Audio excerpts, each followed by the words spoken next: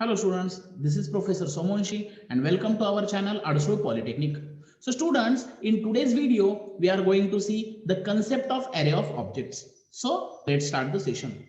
So students, first we will see what is meant by the array of objects. So the array of variables that are of the type class are called array of objects.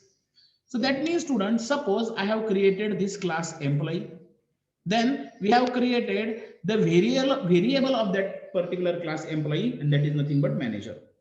So students, what I have said, just I have created one class employee, and then I have created the variable of that class, and the variable of class is called as object. So we already know that variable of class is called as object. And suppose I have created the array of these variables, then this array is called as array of objects. So here I have created the array. Here I have mentioned the size in the square brackets. So we mention the size in square bracket in case of array. So here I have created the array of this variable, and this array of variable of type class is called as array of object. So students, let's take one example. So here I have taken one class employee. Then I have taken two variables, character name and integer age. So in order to accept the name and display the name, I have taken variable name. And in order to access the age of employee, I have taken the variable integer age.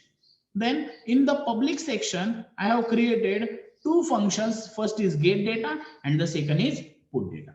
So I have created two functions. First is void get data and the second function is void put data. Then I have closed the class. Now I am going to create the array of objects. So students, why there is need of array of objects? So suppose if I want to access the data of one employee, then I can write employee space manager and then manager.getData and manager.putData. So one object, by using one object, we can access the two functions. But what will happen if there are n number of objects? Suppose we are talking about some college. In that college, we are not going to access the data of only one student. We have to access the data of hundreds of students. And at that case, we cannot write that s1.getData, s1.putData, s2.getData, s2.putData, s3.getData, s3.putData. That means that we have to call that getData and putData function 100 times. So total we have to write the 200 lines, and that will be the ridiculous code. So in order to avoid that problem, we are going to create that array of object. So how to create it? First, we will write the name of employee, name of class. Then we will write the name of that particular object, and after that we will write the size. We will give the size in case of square brackets. So here we have created the array of objects. So when we create this array of objects, it will contain three objects of manager class. The first will be manager 0, the second will be manager 1, and third will be manager 2. So now how the memory will be allocated to all these objects that we have shown in this figure. So we already seen in case of memory allocation for object, we have already seen that for variables, separate memory space is allocated. So for manager 0, for name, separate memory is given. For manager 0, for age, separate memory is given. For manager 1, name and age, separate memory is given. For manager 2, name and age, separate memory is given. That means that here we have created three objects, the array of three objects, and for each object, for each variable, separate memory will be given. So now students, we will see how to access those three objects or how to call that getData and putData function. So suppose students, in void main function,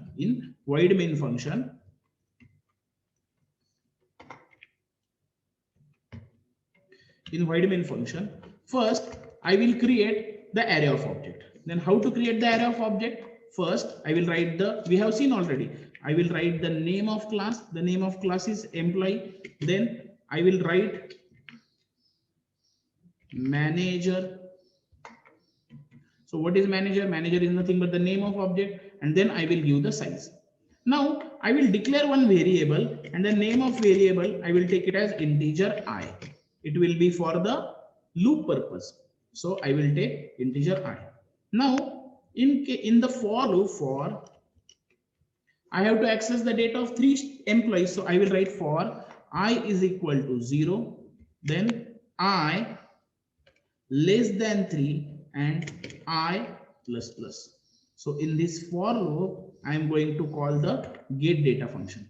So how to call the get data function? So here I will write manager of ith index, manager of I dot get data. So when I will write this statement, this get data function will be called 3 times. First for the manager 0, then for the manager 1, and then for the manager 2. That means that this function or this statement will allow us to accept the data of ith element of the array manager. So at the same time, when we want to display the data, suppose here I will write the statements. Now suppose I want to display the data, when I want to call the function put data, then I will write for I is equal to 0. Same loop I will write I is equal to 0, then I less than 3 semicolon I plus plus. And here I will call manager of I dot put data. So students, now if I write this statement, what will happen? It will display the data of ith element of array manager.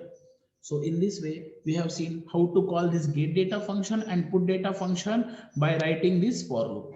So students, by using these statements, there is no need to call the get data and put data function for 3 times. Directly we can use the for loop.